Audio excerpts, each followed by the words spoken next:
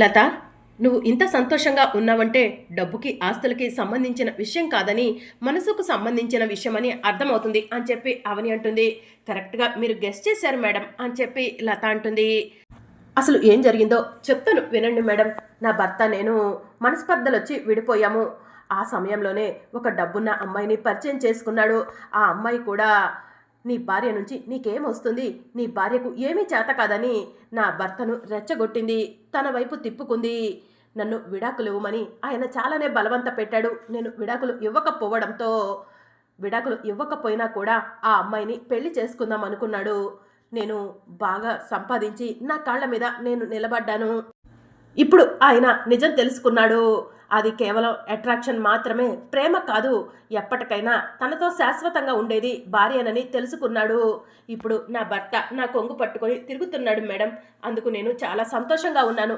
అందుకే ఈ సెలబ్రేషన్ అని చెప్పి లత స్టాఫ్ అందరికీ కలిపి చెప్తూ ఉంటుంది. నువ్వు నీ భర్త ఎప్పుడు కూడా ఇలాగే సంతోషంగా ఉండాలని కోరుకుంటున్నాను లత అని అవని అంటూ ఉంటే, థ్యాంక్ యూ మేడం అని చెప్పి లత అంటూ ఉంటుంది. భార్యాభర్తలను ఎవరు విడదీయలేవరు, అది ఒక పవిత్రమైన బంధం అని అవని చెప్తూ ఉంటే, లత అయిపోయింది కదా, ఇక వెళ్ళి వర్క్ చేసుకో అని చెప్పి మాయ అంటుంది. ఇక దాంతో లత అక్కడి నుంచి వెళ్ళిపోతుంది. ఇక మాయ తన క్యాబిన్కి వెళ్ళిపోతుంది. శ్రీకర్ ఆలోచిస్తూ ఉంటాడు. ఇక లత ఇచ్చిన స్వీట్ని మాయ విసిరి కొట్టేస్తుంది. అప్పుడే సడన్గా అవని ప్రత్యక్షమయ్యి, మేడం నేను మీకు అడ్వాన్స్గా స్వీట్ ఇస్తున్నాను తీసుకోండి అని చెప్పి అవని అంటూ ఉంటుంది. ఎందుకు అని మాయ అడుగుతూ ఉంటుంది. త్వరలో నేను నా బావ కూడా కలిసిపోతాను కదా, అప్పుడు నేను కూడా లతలాగానే స్వీట్ ఇవ్వాలి కదా అని చెప్పి అవని స్వీట్ని మాయకిస్తూ ఉంటే, అవని చేతిలో నుంచి స్వీట్ని తీసుకుని మాయ విసిరి కొట్టి, మర్యాదగా నా రూమ్లో నుంచి బయటికి నడు అని చెప్పి ఎదురుగా చూసేసరికి అక్కడ అవని కనిపించదు. ఏంటి అవని నిజంగా నా క్యాబిన్కి రాలేదా, ఇది నా ఊహ అని మాయ ఆలోచిస్తూ టెన్షన్ పడుతూ ఉంటుంది. అప్పుడు అవని నిజంగానే మాయ క్యాబిన్కి వెళ్ళి, ఏంటి మేడం ఏదో టెన్షన్ పడుతున్నట్టున్నారు, ఆలోచిస్తున్నట్టున్నారు అని చెప్పి అడుగుతూ ఉంటుంది. ఏం లేదు అని చెప్పి మాయ అంటుంది. నన్ను చెప్పమంటారా మీ మనసులో ఏముందో? నేను మీ క్యాబిన్కి స్వీట్ తీసుకొని వచ్చినట్టు, అడ్వాన్స్గా స్వీట్ ఇస్తున్నట్టు, నేను నా బావ కలిసిపోయినట్టు మీరు ఊహించుకున్నారు కదా మేడం అని చెప్పి అవని అంటూ ఉంటుంది. అదేం లేదు అని చెప్పి మాయ అంటుంది. మీరు అవునన్నా కాదన్నా నిజమేంటో నాకు తెలుసులేండి మేడం. ఈరోజు లత తన భర్త ఎలా అయితే కలిశారో, త్వరలో నేను నా బావ కూడా అలానే కలుస్తాము. అలానే స్వీట్ కూడా ఇస్తాం మేడం. ఎదుటివారి భర్తను లాక్కోవటం అంత ఈజీ కాదు. భార్యాభర్తల బంధం చాలా పవిత్రమైంది. దాన్ని ఆ దేవుడు అంత ఈజీగా విడదీస్తాడా ఏంటి? చూస్తూ ఉండండి, నేను నా బావ కలిసే రోజు త్వరలోనే ఉంది. ఆ రోజు త్వరలోనే వస్తుంది అని అవని మాయకు చెప్పి అక్కడి నుంచి వెళ్ళిపోతుంది. ఇక మరోవైపు అర్చన గౌరమ్మను లాక్కొని గుడి దగ్గరికి వస్తూ ఉంటుంది.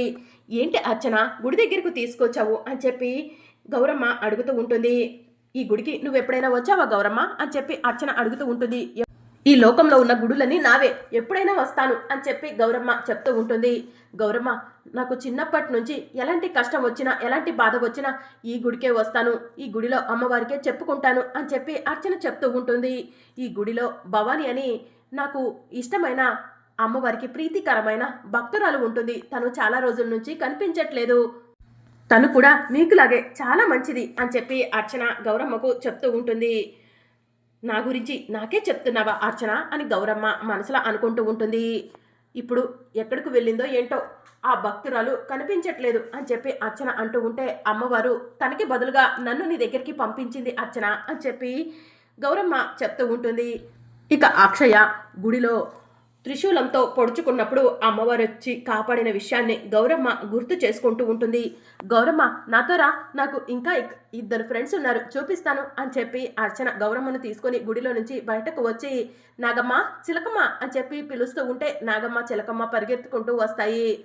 నాగమ్మ ఈవిడ నా ఫ్రెండ్ గౌరమ్మ అని చెప్పి అర్చన చెప్తూ ఉంటుంది. చిలకమ్మ నీకు కూడా చెప్తున్నాను, తను నా ఫ్రెండ్ గౌరమ్మ చాలా మంచిది అని అర్చన చెప్తూ ఉంటుంది. గౌరమ్మను చూసిన వెంటనే నాగమ్మ చిలకమ్మ ఇద్దరికీ కూడా అమ్మవారు కనిపిస్తూ ఉంటుంది. ఇంకా నాగమ్మ అక్కడి నుంచి వెళ్ళిపోతూ ఉంటుంది. నాగమ్మ ఎక్కడికి వెళ్తున్నావు అని అర్చన అంటూ ఉంటుంది. ఏదైనా పనుందేమో చూసుకొని వస్తుందిలే అర్చన అని చెప్పి గౌరమ్మ చెప్తూ ఉంటుంది. ఇంకా చిలకమ్మ మెల్లగా ఎగురుకుంటూ వచ్చి గౌరమ్మ భుజాలపై వాళ్తుంది. గౌరమ్మ వీళ్ళు నా స్నేహితులని వీళ్ళకు పరిచయం చేద్దామని నిన్ను ఇక్కడికి తీసుకొస్తే చిలకమ్మ ఏంటి నీ భుజంపై వాలింది? ఎప్పుడు నా భుజం పైన కూడా వాలలేదు. మీరు ఎప్పటి నుంచో ఫ్రెండ్స్ అన్నట్టుగా చిలకమ్మ ప్రవర్తిస్తుందేంటి అని అర్చన అంటూ ఉంటుంది. నేను నీ ఫ్రెండ్నని చెప్పావు కదా, అందుకే చిలకమ్మ అలా వచ్చి నా మీద వాలినట్టుంది అని చెప్పి గౌరమ్మ తన భుజాలపై ఉన్న చిలకమ్మను చేతుల్లోకి తీసుకుంటుంది. ఇక చిలకమ్మ అలా గౌరమ్మకు దగ్గరగా చూస్తూ ఉండిపోతుంది. ఈలోగా నాగమ్మ కూడా పూలదండను తీసుకొని వస్తుంది. ఇదేంటి నాగమ్మ పూలదండను తీసుకొస్తుంది అని అర్చన మనసులో అనుకుంటూ ఉంటుంది. నీ ఫ్రెండ్ అని చెప్పావు కదా అర్చన, అందుకే పూలదండ తెచ్చినట్టుంది అని చెప్పి గౌరమ్మ నాగమ్మ దగ్గరకు వెళ్ళగానే నాగమ్మ గౌరమ్మ మెడలో దండ వేస్తుంది. ఇక గౌరమ్మ లేచి నుంచోగానే నాగమ్మ చిలకమ్మ అక్కడి నుంచి వెళ్ళిపోతాయి. నాగమ్మను చూసి నువ్వు భయపడతావేమో అనుకున్నాను, కానీ నాగమ్మ మాత్రం నీ మెడలో దండ వేయటం చాలా ఆశ్చర్యంగా అనిపిస్తుంది. ఎందుకు అలా చేసింది అని చెప్పి అర్చన అంటూ ఉంటుంది. సరేలే, ఎందుకు అలా చేశాయో వాటికి తెలుసులే, కానీ నువ్వు అవనిని శ్రీకర్ని కలపాలనుకుంటున్నావా అని గౌరమ్మ అడుగుతూ ఉంటుంది. నేనే కాదు, నాగమ్మ చిలకమ్మ కూడా నాకు సహాయం చేస్తూ అవని మేడంని శ్రీకర్ సార్ని కలపాలనుకుంటున్నాయి అని అర్చన చెప్తూ ఉంటుంది. నువ్వు ఎవరు, ఎందుకు అవనిని శ్రీకర్ని కలపాలనుకుంటున్నావు అని గౌరమ్మ అడుగుతూ ఉంటే, నేను ఎవరినేంటి అలా అడుగుతున్నావు, నేను అర్చన్నే కదా అని చెప్పి అర్చన అంటూ ఉంటుంది. సరేలే అని గౌరమ్మ అంటూ ఉంటే, గౌరమ్మ నిన్ను చూస్తుంటే చాలా మంచిదానిలా ఉన్నావు, నీకు అబద్ధం చెప్పడం నాకు ఇష్టం లేదు, నీకు ఒక రహస్యం చెప్తాను, ఎవరికి చెప్పవు కదా అని అర్చన అడుగుతూ ఉంటుంది. ఎవరికి చెప్పను అని చెప్పి గౌరమ్మ అంటుంది. నేను అర్చన్ను కాదు, అవని అమ్మ కూతురు అక్షయని అని చెప్పి అర్చన చెప్తూ ఉంటుంది. మరి ఈ రూపంలో ఎందుకున్నావు అని గౌరమ్మ అంటూ ఉంటే, నేను ఆ రూపంలో ఉంటే సమస్యలు వస్తాయని ఆ అమ్మవారే నన్ను భవానీ సహాయంతో ఇలా మార్చింది అని అర్చన చెప్తూ ఉంటుంది. అప్పుడు గౌరమ్మ జరిగిందంతా కూడా గుర్తు చేసుకుంటూ ఉంటుంది. నేను చేసిన దాన్ని నాకే చెప్తున్నావా బంగారు తల్లి అని చెప్పి గౌరమ్మ మనసులో అనుకుంటూ ఉంటుంది. నేను మళ్ళీ ఆ రూపంలోకి ఎప్పుడు వస్తానో ఏంటో, ఈ విషయం అయితే ఎవరికి చెప్పకు గౌరమ్మ అని అర్చన అంటూ ఉంటే, ఒక మహత్తర కార్యం నీ వల్ల జరగబోతుంది, అప్పుడే నువ్వు మళ్ళీ నీ రూపంలోకి రాబోతున్నావు, అప్పుడు పెద్ద సుడిగుండమే వస్తుంది, ఆ రోజు త్వరలోనే ఉంది అర్చన అని గౌరమ్మ మనసులో అనుకుంటూ ఉంటుంది. సరే గౌరమ్మ, ఇక మనం ఇంటికి బయలుదేరదాం పద అని చెప్పి అర్చన అంటుంది. ఇక మరోవైపు శ్రీకర్ ఆఫీస్లో ఒంటరిగా నుంచొని ఆలోచిస్తూ ఉంటాడు. అవని శ్రీకర్ దగ్గరకు వెళ్తుంది. బావా ఏం ఆలోచిస్తున్నావు అని చెప్పి అడుగుతూ ఉంటే, ఏం లేదు అవని అని చెప్పి శ్రీకర్ అంటాడు. సరే నీ మనసులో ఏముందో నన్ను చెప్పమంటావా? లత తన భర్తతో కలిసిపోయానని స్వీట్ ఇచ్చింది కదా, ఆ విషయం గురించే నువ్వు ఆలోచిస్తున్నావు కదా బావా అని చెప్పి అవని అంటూ ఉంటుంది. లత తన భర్తతో ఎలా అయితే కలిసిపోయిందో త్వరలోనే మనం కూడా అలానే కలిసిపోతాం బావా, ఆ అవకాశం త్వరలోనే వస్తుంది, ఇంకా ఎక్కువ సమయం లేదులే అని చెప్పి అవని శ్రీకర్తో చెప్తూ ఉంటే, ఆ అవకాశం ఎప్పుడో వచ్చింది అవని అని చెప్పి శ్రీకర్ అంటాడు.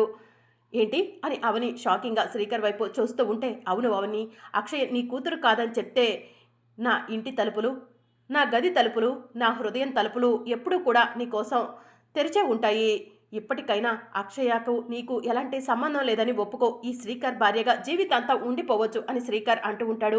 అవకాశం నువ్వు ఇవ్వటం కాదు బావా, నేనే నీకు అవకాశం ఇస్తున్నాను, నా కూతుర్ని నా నుంచి దూరం చేయాలనుకుంటే స్వర్గం తలుపులు తెరిచి ఉన్నా కూడా నేను వెళ్ళను బావా అని చెప్పి అవని కోపంగా శ్రీకర్తో చెప్తూ ఉంటుంది.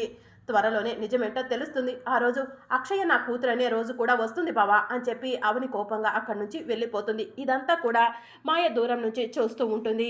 శ్రీకర్ మనసు మారకూడదు, శ్రీకర్ మనసు మారిపోతే అవన్ని దగ్గరకు తీస్తాడు, అలాంటి పరిస్థితి రాకుండా చూసుకోవాలి.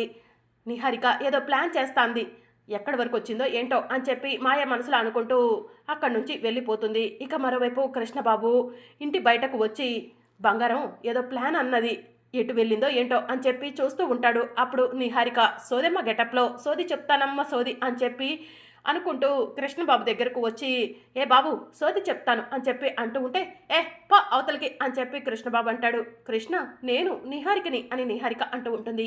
బంగారం ఈ గెటప్లో నేను నిన్ను గుర్తుపట్టలేకపోయాను, ఏం చేయబోతున్నావు బంగారం ఈ గెటప్లో అని చెప్పి కృష్ణబాబు నిహారికను అడుగుతూ ఉంటాడు. తినబోయే ముందు రుచులెందుకు, లోపలికి వెళ్ళాక చెప్తాను, నేను వచ్చినట్టు ఇంట్లో వాళ్ళకి చెప్పు, వెళ్ళి కృష్ణ అని నిహారిక అంటూ ఉంటే ఇక కృష్ణబాబు ఇంట్లోకి వెళ్తూ ఉంటాడు. ఇక వేదవతి ప్రసాదరావు కూర్చొని, సోదెమ్మ చెప్పినప్పటి నుంచి నాకు ఈ పెళ్లి విషయంలో కాస్త ఆందోళనగా ఉందండి అని చెప్పి వేదవతి ప్రసాదరావుతో చెప్తూ ఉంటుంది. ఇక అప్పుడే కృష్ణబాబు, అమ్మ మనల్ని వెతుక్కుంటూ సోదెమ్మ వచ్చిందమ్మా, సోదెమ్మ సోది చెప్తా అంటుందమ్మా, నీ మనసులో ఆందోళన ఉంది కదా, ఆ ఆందోళన తొలగిపోయేలా సోదెమ్మ ఏమైనా చెప్తుందేమో అని కృష్ణబాబు అంటూ ఉంటే, కోర్టులు మారితే తీర్పులు మారుతాయా ఏంటి కృష్ణ అని పెద్దిరాజు అంటాడు. ఆగవయ్యా నువ్వు కాస్త అని చెప్పి కృష్ణబాబు అంటూ ఉంటాడు. వేద, సోదెమ్మ వచ్చింది కదా, ఇప్పుడు వచ్చిన సోదెమ్మ మొన్న చెప్పిన సోదెమ్మ ఇద్దరు కూడా రిలేటెడ్గా చెప్తే ఈ పెళ్లి గురించి ఆలోచిద్దాము, లేదంటే ఈ విషయం గురించి ఇక్కడే మర్చిపోదాం అని చెప్పి ప్రసాదరావు అంటాడు. సరే అండి అని చెప్పి వేదవతి అంటుంది. ఒరే కృష్ణ, వెళ్ళి సోదెమ్మను పిలుచుకురా అని వేదవతి అంటూ ఉంటే, పదరా వెళ్దాం అని చెప్పి వసంత అంటుంది. వసంత కృష్ణబాబు ఇద్దరు కలిసి సోదెమ్మ దగ్గరకు వచ్చి, సోదెమ్మ మా అమ్మకేవో అనుమానాలు ఉన్నాయంట, రా తీర్దు గాని అని కృష్ణబాబు అంటూ ఉంటాడు. ఇది దూరం నుంచి అర్చన చూస్తూ ఉంటుంది. సోది చెప్తానమ్మా, సోది జరిగింది చెప్తాను, జరగబోయేది చెప్తాను అని చెప్పి సోదెమ్మ అంటూ ఉంటుంది. రామ్మ ఇలా వచ్చి కూర్చో అని చెప్పి నిహారిక సోదెమ్మ గటప్లో వేదవతిని అంటూ ఉంటే వేదవతి వెళ్ళి కూర్చుంటుంది. చెప్పమ్మా నీ సమస్య ఏంటో అని చెప్పి వేదవతిని సోదెమ్మ అడుగుతూ ఉంటే, అసలు మా ఇంట్లో ఏం జరుగుతుందో నువ్వు చెప్పాలి సోదెమ్మ అని చెప్పి కృష్ణబాబు అంటాడు. అమ్మమ్మల పలుకు జగదాంబ పలుకు అని చెప్పి సోదెమ్మ కళ్ళు మూసుకొని, నువ్వు అమ్మవారి ఆరాధకురాలివి, 10 ఊర్లకు దేవతవి, నిన్ను కొలిచేవాళ్లే ఇప్పుడు నిన్ను తిడుతున్నారు అని చెప్పి సోదెమ్మ చెప్తూ ఉంటే, నిజం చెప్పావు సోదెమ్మ అని కృష్ణబాబు అంటాడు. ఏమయ్యా నీ పేరేంటి అని చెప్పి అడుగుతూ ఉంటే, పెద్దిరాజు అని చెప్పి పెద్దిరాజు చెప్తూ ఉంటాడు. నీ జాతకం కూడా చెప్తాను, వచ్చి ఇలా కూర్చో అని చెప్పి నిహారిక గెటప్లో ఉన్న సోదెమ్మ చెప్తూ ఉంటే పెద్దిరాజు వెళ్ళి సోదెమ్మ ముందు కూర్చుంటాడు. అమ్మా ఇతని జాతకం నాకు తెలియజేయమ్మా అని సోదెమ్మ కళ్ళు మూసుకొని, నువ్వు ఇల్లరికం అల్లుడివి, ఈ ఇంటిని వదిలి వెళ్ళవు అని సోదెమ్మ చెప్పడంతో, భలే చెప్పావు అని కృష్ణబాబు అంటూ ఉంటాడు. ఇదంతా చూస్తున్న అర్చన పరిగెత్తుకుంటూ అవని దగ్గరకు వెళ్ళి, అవని మేడం సోదెమ్మ వచ్చింది, పెద్దమ్మగారు వాళ్ళు సోది చెప్పించుకుంటున్నారు అని చెప్పి చెప్తూ ఉంటుంది. చెప్పించుకొని అమ్మా, పరిస్థితి బాగాలేదు కదా, అందుకే చెప్పించుకుంటున్నట్టున్నారు అని చెప్పి అవని అంటుంది. మరి అప్కమింగ్ ఎపిసోడ్లో ఏం జరగనుందో తెలుసుకోవాలనుకుంటున్నారా? అయితే ఛానల్ను సబ్స్క్రైబ్ చేసుకోండి.